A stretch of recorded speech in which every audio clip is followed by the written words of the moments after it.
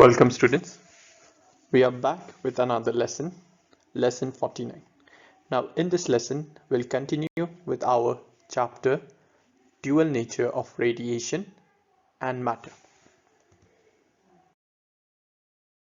Now in our previous class, we had discussed what is photoelectric effect. Now in today's class, we'll discuss the experimental study of the photoelectric effect. Now, the photoelectric effect was performed by Leonard and R.M. Milken. Now, after they have performed this experiment, they had made a following points which we'll discuss in today's class. Right? So, before we discuss those important points, let us discuss their arrangement or their construction of the experiment. Fine. Now, their experimental arrangement consists of a glass tube. This glass tube is evacuated glass tube. That means there is nothing in between other than vacuum. Fine. So there is nothing in this glass tube. Now this glass tube had a small slit, or let us say a window. This one. This is a quartz window. Fine. Quartz is a material. Okay. So this window is a quartz window. And what is so special is that it allows the light to fall or the light to pass through undisturbed. The amount of the light which is coming here, that same amount of the light will go out from here. Fine. Now, inside your glass tube, they had placed two metal plates. Fine. Now, one of your plate was a photosensitive plate. That means such materials under the influence of high energy field, or I'll say under the influence of high energy light, they give or they emit electrons. Fine. When you supply them energy, they eject electrons. Now your other plate, what it does, it collects those electrons. So hence the name is given collector. Fine. Now your photosensitive plate is known as your cathode. Your collector plate is known as your anode. Fine. Now these two metal plates are connected in turn to your battery. Fine. In the potential divider arrangement. Now why do we need such arrangement? This is because so that we can maintain the potential difference across the anode with respect to your cathode. That means I can make this anode positive so that electrons can be attracted, or I can make it negative so that the electrons can be repelled. Fine. So for that kind of such requirements, we need a potential divider arrangement. Fine. Now after this, these two metal plates are connected to a voltmeter. This voltmeter is connected to measure the potential difference between these two plates. Okay. Now after this, there is a microammeter connected to your collector or your anode. Fine. So as the electrons are emitted from the photosensitive plate, which in turn are collected by a collector, therefore if these electrons flow through the circuit, that means the current will flow through the circuit. Now these current will be known as your photoelectric current, which will be measured by your microammeter. Fine.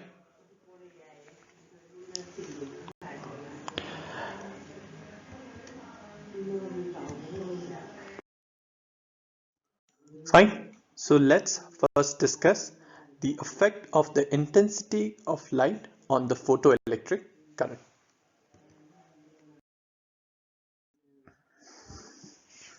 Fine. So a radiation of fixed frequency. Can you see this radiation? It is blinking at certain time. So this blinking is your frequency. Okay. It has to blink at a constant rate. Fine. So when a radiation of fixed frequency falls on this metal plate, and we have to maintain the potential such that the potential between your cathode and anode is fixed. That means constant. That means there's no change in the potential difference. Fine. Now, in that case, what happens? When this intensity falls on this plate, now note, if we increase the intensity, if we increase the strength, fine, we increase only the strength, then what we notice is that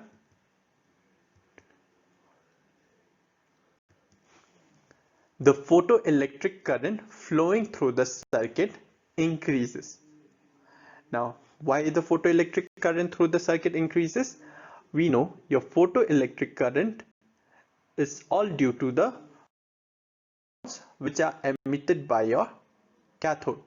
So if more the intensity, more photoelectrons will be emitted. More the photoelectrons are emitted, more the photoelectric current will flow through the circuit. Therefore, we can we can plot a graph between our photoelectric current and intensity. So what we had seen, suppose this is my intensity of light and this is my photoelectric current. Note, if I increase my photo intensity, what happens? The photoelectric current also increases. Therefore, we have a linear graph as shown in this figure. Fine. Now we'll discuss the effect of potential.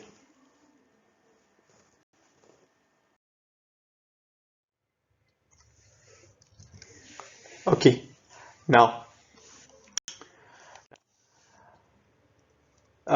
if we keep the frequency of the incident radiation and the intensity, the strength of this light fixed, okay, and we allow to change the potential difference between the two plates. Fine. In such a manner, let us say if we increase or if we apply a positive potential at this anode. Okay. So if we increase the positive potential at this anode at constant frequency and at constant intensity, what we notice is that more photoelectric or more photoelectron starts to flow. If more photoelectron starts to flow means more photoelectric current will flow through the circuit. That means there is an increase in the current. Now what they have noted is that the current increases with the accelerating potential. Okay, the positive potential which is applied at this plate is known as your accelerating potential. So the current increases with your accelerating potential at certain point. Okay, that means it increases to a certain value, and that value of that current is called as saturation current. Now after we have reached our saturation current, no matter how much we increase our potential, fine, the current remains constant after that current has attained its maximum value. Fine. So that current is known as your saturation current. So let us see this in our graph. So suppose this is my anode potential. Fine. On the y-axis we have our photocurrent.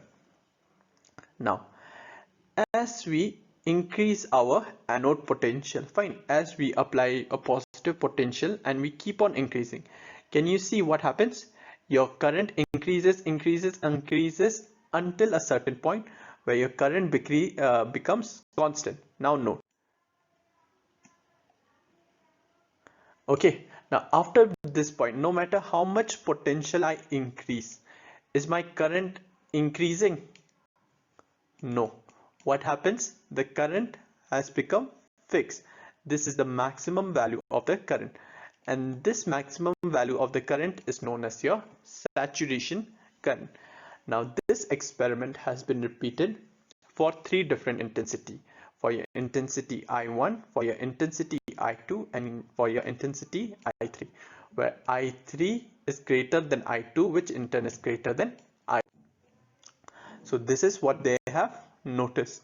So with the increase in the anode potential, the photocurrent increases until it reaches a maximum value, and that maximum value is known as your saturation of current. Fine.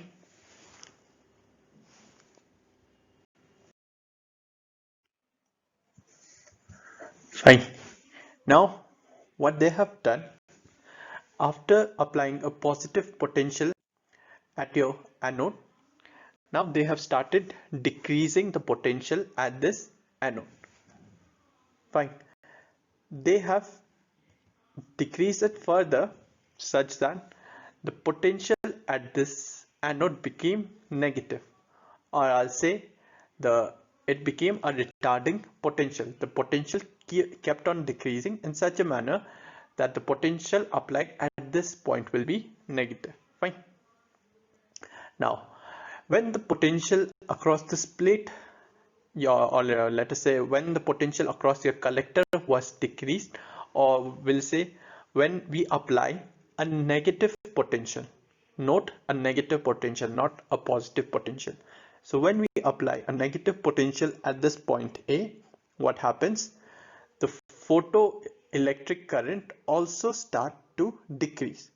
Now the photoelectric current started to decrease decrease until a certain value where the photoelectric current become 0. Now note, the potential or the retarding potential at which my photoelectric current became 0 is known as my cutoff potential or my stopping potential for the given frequency of the incident radiation. Fine. So let's see in this. Let's see this in the graph. So what happens when they started to apply a negative potential, or I'll say when they started to apply the retarding potential? Fine, they started increasing the negative potential. What do you notice is that for the intensity I1, okay, this is not your current I, this is your intensity I1. So for the intensity I1, the current also started decreasing until it reached 0. Now, the potential at which my photoelectric current or my photocurrent became 0 is known as my stopping potential. Fine.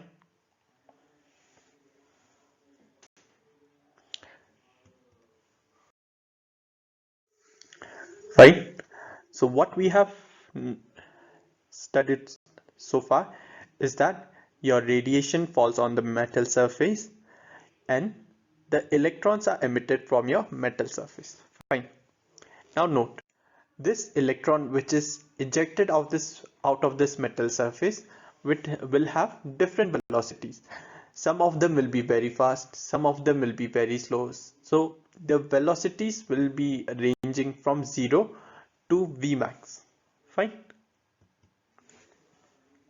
So let us consider this is our Vmax. The electron ejected from this metal surface is moving with its maximum velocity, which is Vmax. Fine. Now note, for my potential, or let us say for my stopping potential, stop this photoelectron. Fine. This photoelectron which is emitted from the metal surface with the velocity Vmax. So what your stopping potential has done, it has stopped this photoelectron. So how will it, or when will it stop this photoelectron? The stopping potential will stop this photoelectron when the work done by this stopping potential will be equal to the kinetic energy of this photoelectron. Fine. Or I'll say at stopping potential V0, when no photoelectrons are emitted, the work done by the stopping potential on the fastest electron must be equal to its kinetic energy. Fine. So if the kinetic energy equals to half mv max square, then the work done by the stopping potential, which is EV0, they both should be equal. Fine.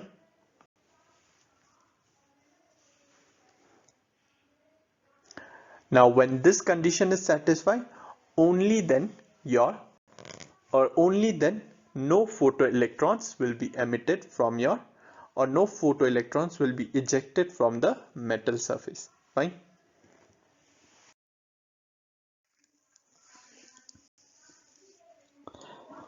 So this is for a given frequency of incident radiation. Okay. Now this has been repeated for your intensity I1, for your intensity I2, for your intensity I3, where the intensity I3 had the maximum strength, then came I2, and then came I1. Now further, they have noted for different intensity I1, I2, I3, okay, they have the same stopping potential. Fine. Now if I apply the stopping potential to this intensity I1 also, there will be no photocurrent. If I apply this stopping potential for the intensity I2 also, there will be a no photocurrent. Similarly, if I apply the same negative potential for your intensity I3, there will be a no photocurrent. So they all had the same stopping potential. So what do you notice from here?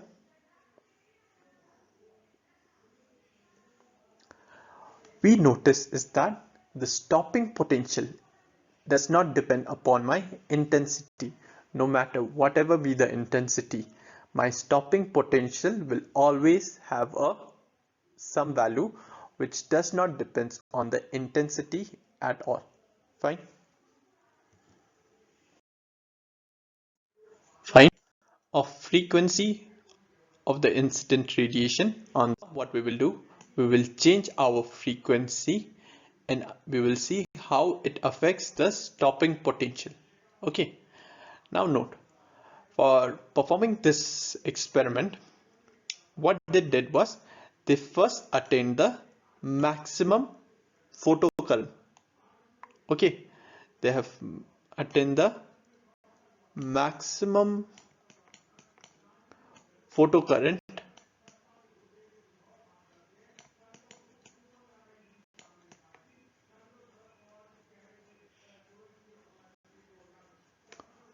Okay, first they have attained the maximum photocurrent, which is also your saturation current. Okay, saturation.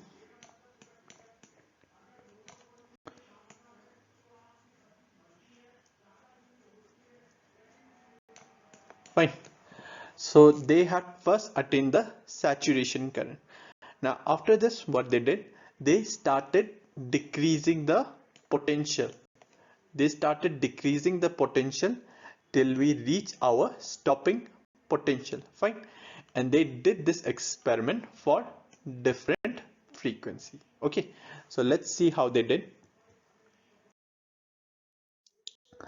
So can you see this line? It is blinking at a very slow speed. So let us say they started with a very low frequency. So they started with a very low frequency light, but note the photo current passing through this circuit will be at its maximum value, with therefore I can say the saturation current is flowing through the circuit currently. Now what they did is they started decreasing the potential across the anode till what point? Till the stopping potential is reached, when no electrons are emitted from the cathode. Fine. Now they repeated this same experiment for different frequency. Let us say they perform with slightly faster frequency. Now in this case you can see it is blinking at a little higher rate. Now again what they did, they started to decrease the potential at this anode plate till no photoelectrons were emitted. Fine. Now again in this case they took a higher frequency mu3. Can you see it is blinking faster? So again they started decreasing the frequency potential at this anode till no photoelectrons were emitted from this photosensitive plate. Okay, so let's see the graph. What did they notice? So they plotted a graph. where on the x-axis they put anode potential, on the y-axis they have put photoelectric current. Okay, now while plotting the graph, they have first started with the saturation current. Okay, now as they started to decrease the potential, okay, for let us say for the first one, for the frequency nu1, as they started to decrease the anode potential, what happens? The saturation current decrease till what point? Photoelectric current became zero, like at this point. Now when your photoelectric current becomes zero at that potential will be known as your stopping potential.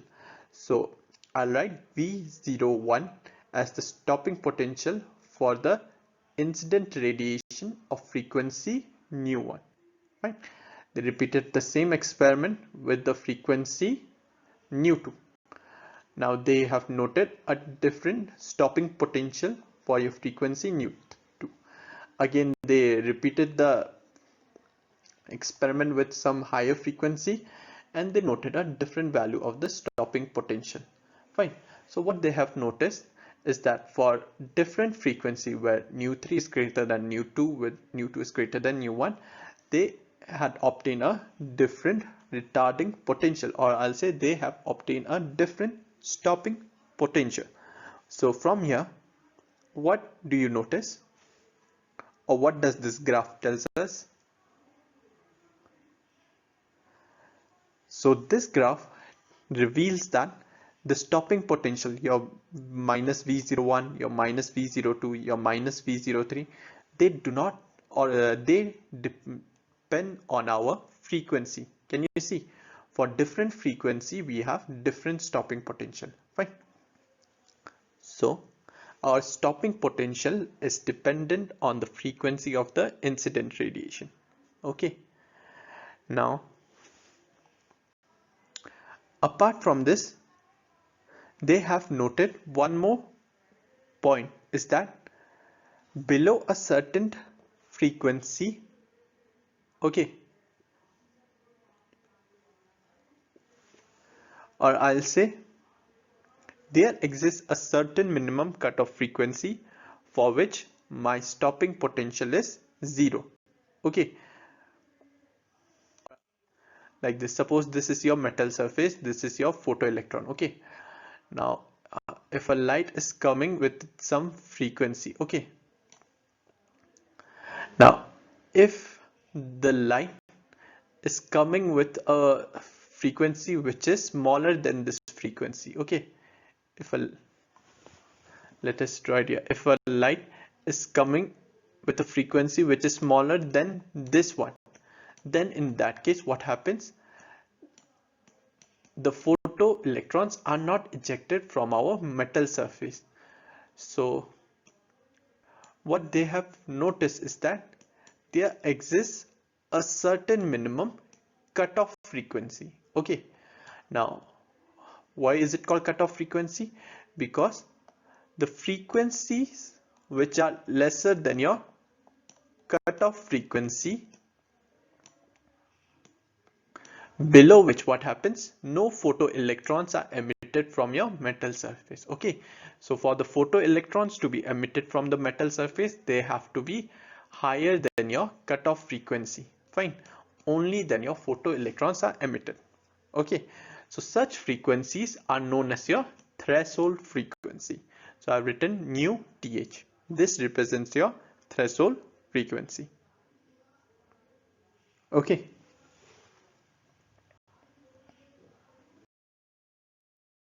Fine. Now they perform this experiment with two different metals, your metal A and your metal B.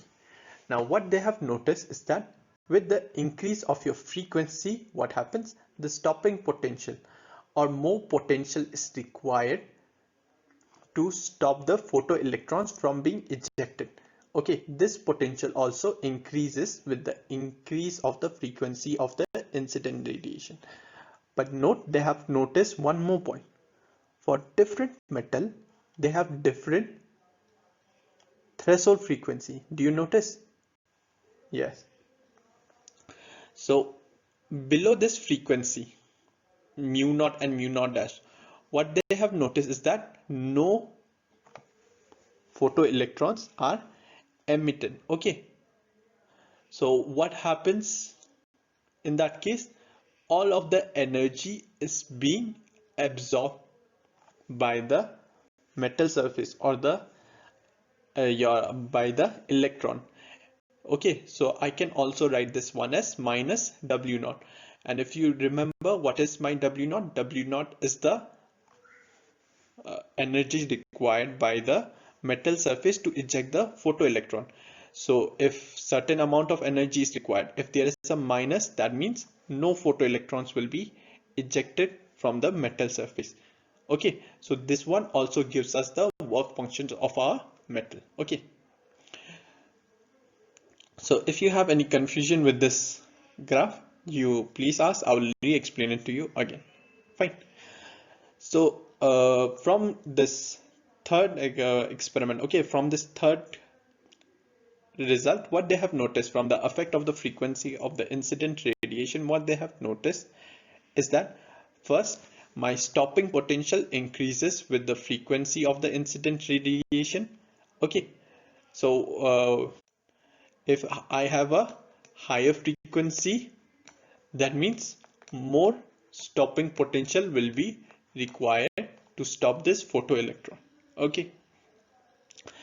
Apart from this one, we have learned about my threshold frequency. That means for the photoelectrons to be emitted, my frequency has to be greater than my threshold frequency. If the energy or my radiation is coming with a frequency which is lesser than this nu naught, then no photoelectrons will be emitted. Okay, and the final thing they have noticed is that the threshold frequency is different for different metals. Fine.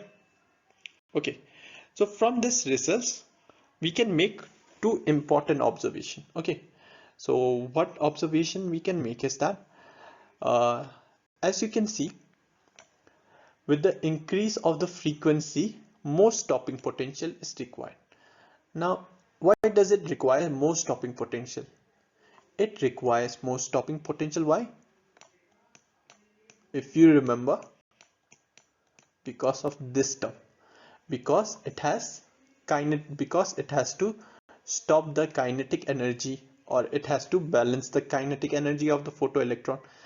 That means, can you see something? That means my kinetic energy is dependent upon my frequency. Higher the frequency, more will be my kinetic energy of the photoelectron. The more the kinetic energy of the photoelectron, the more potential I will need to stop that photoelectron from being ejected from the metal surface. Fine. And what the other thing, what did we notice is that threshold frequency. Okay, that means again, if this threshold frequency is a constant value, that means the kinetic energy of the photoelectron also is a constant. Okay, so I can say if the energy of the photoelectron is less than this kinetic energy, if it has a kinetic energy lesser than this value, what happens? Will the photoelectrons will be emitted from the metal surface? No. Fine.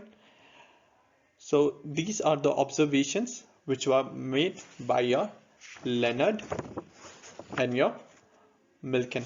Fine. Okay. So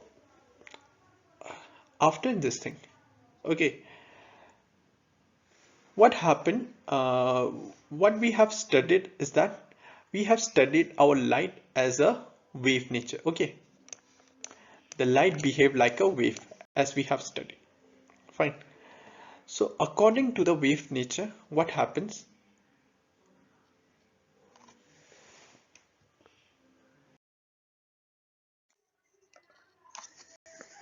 So if sufficient high intensity, okay, if this light wave has sufficient high intensity, if your intensity is high,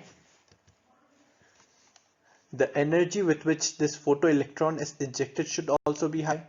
That means your kinetic energy of this photoelectron should be high. If kinetic energy of this photoelectron is high, that means the stopping potential required to stop this photoelectron from ejecting the metal surface should also be high. So I'll say your V naught should be high. But when we perform the experiment, what you notice is that for different intensity, we had the same stopping potential.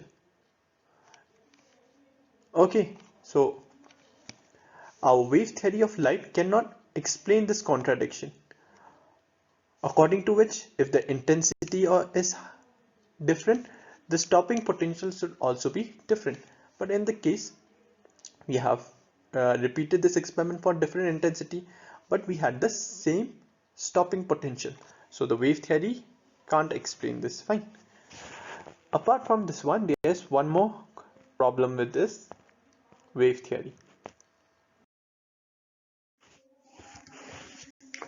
Suppose this light is coming at certain frequency. Okay, if light is coming at a certain frequency, let us okay, whatever be the frequency. Okay, if this light has intensity I, okay, if this intensity is sufficient enough so that the photoelectrons are ejected from this cathode, okay, or I'll say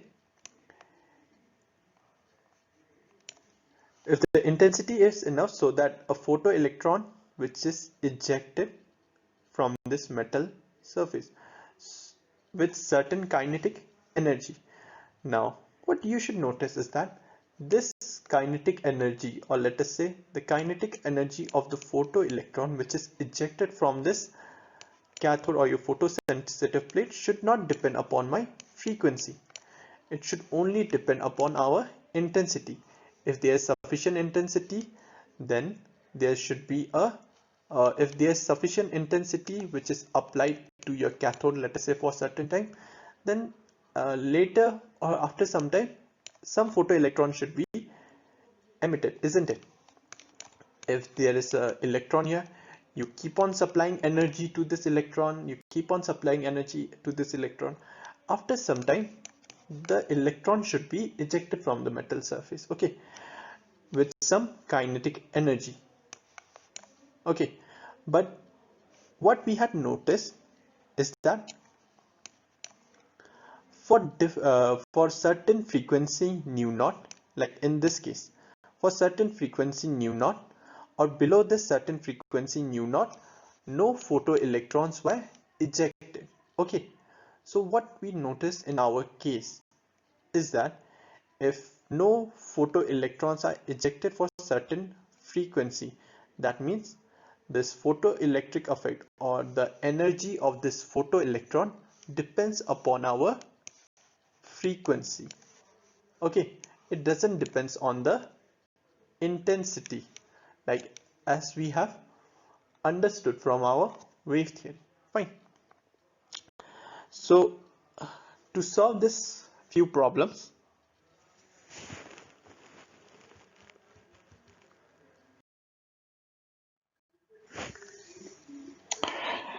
in the year around 1905, Einstein explained the photoelectric effect on the basis of Planck's quantum theory.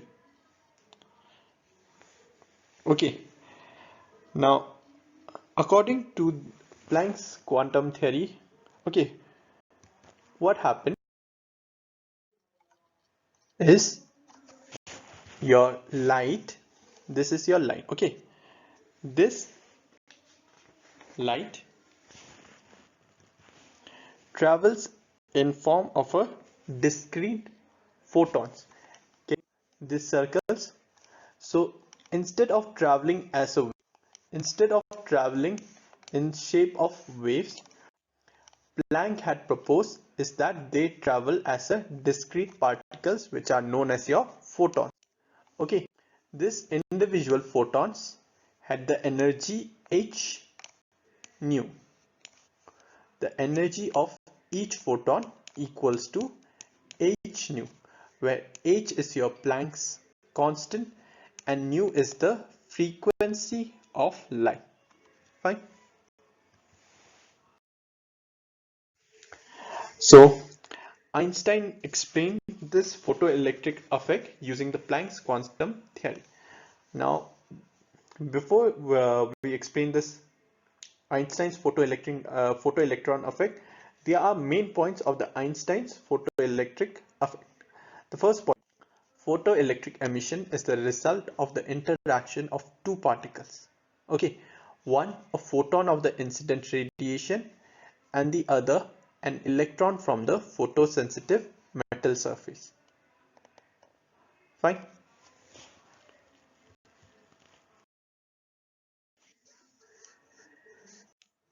The first point what it says that if there is a electron, the photoelectric emission is the result of interaction of two particles.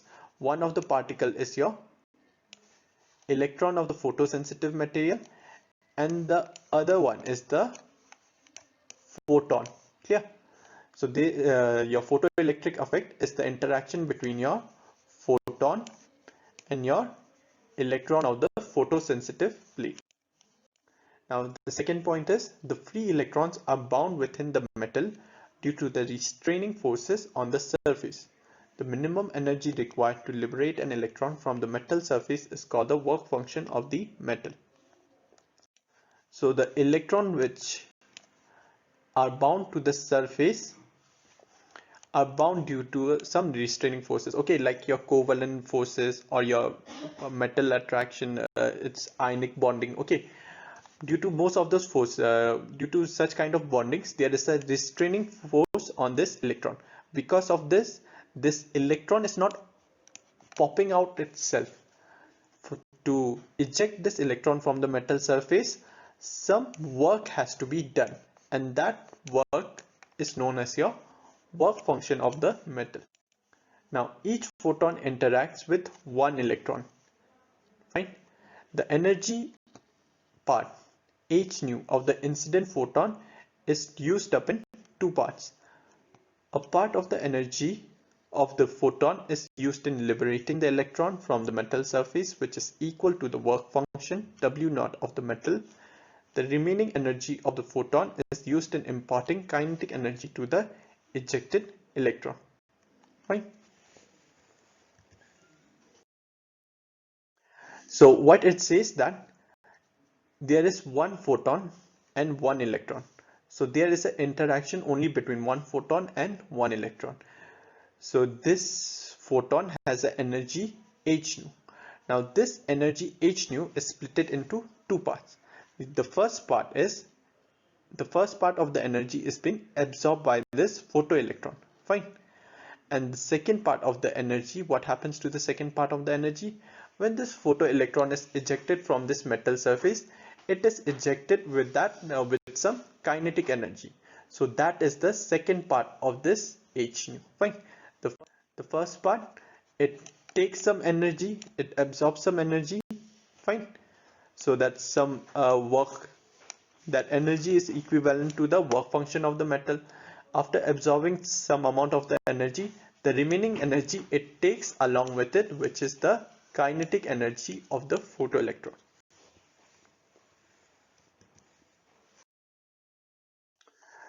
So by the conservation of energy, the energy of the incident radiation is equal to the maximum kinetic energy with which the photoelectrons takes along with them plus the work function, the energy which electron absorbs before being ejected. So I can write h nu equals to half of mv max square. This is the maximum kinetic energy of the photoelectron plus the work function w naught. Fine. Now I can send this w naught here, so I can write half mv max square equals to h nu minus w naught. So the maximum kinetic energy, which is half mv max square, can also be written as h nu minus w naught. Now if the incident photon is of threshold frequency nu naught, then its energy is just sufficient to free the electron from the metal surface and does not give any kinetic energy. Okay, so what is the what is your work function W naught? Work function W naught is the energy H mu naught. Okay, and what is this mu naught? Mu naught is the threshold frequency. That means if we supply W naught amount of energy, the electrons will be ejected, but it will not have any kinetic energy part. Fine. So instead of writing W naught, I can also write my kinetic energy as half mv max square h mu minus h nu naught. I can take this h common, so nu minus nu naught. Fine. Okay, so Einstein's photoelectric. Now, according to your Einstein's photoelectric equation, we can explain the various effects. So what did it say? If the intensity increases, if we apply more intensity, the photocurrent, okay, let us say I'll just write current or current as C, intensity as I. If I apply more intensity, the photocurrent also increases, as you can see. So according to Einstein's theory, okay, the intensity corresponds to the number of photons. Higher the intensity means higher will be the photons. If more photons are there, that means there is an interaction of one photon and one electron. So if more the photons, more the photoelectrons will be ejected. If more the photoelectrons are ejected, that means there will be more current flowing through the circuit. Therefore, we can explain the effect of the intensity. Fine. Now, next is your effect of the threshold frequency. So according to your threshold frequency, what happens?